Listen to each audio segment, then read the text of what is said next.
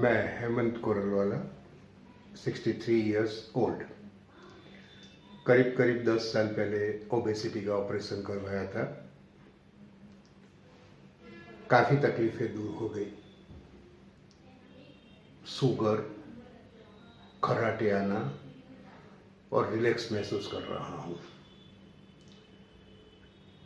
8 साल पहले जो पोजीशन थी और आज जो फील कर रहा हूँ काफ़ी काफ़ी काफ़ी बेहतर है और इसमें साइड इफ़ेक्ट्स मेरे हिसाब से कुछ भी नहीं है। ऑपरेशन के बाद करीब 1 हफ्ते के अंदर रेगुलर रूटीन जो मेरा था वो फिर से मैंने स्टार्ट कर दिया था। क्लब में जाना, ऑफिस जाना, खाना ऑपरेशन से पहले जो था उससे करीब करीब 40% आज मेरा डाइट बचा है, लेकिन कोई तकलीफ उससे महसूस नहीं कर रहा हूँ।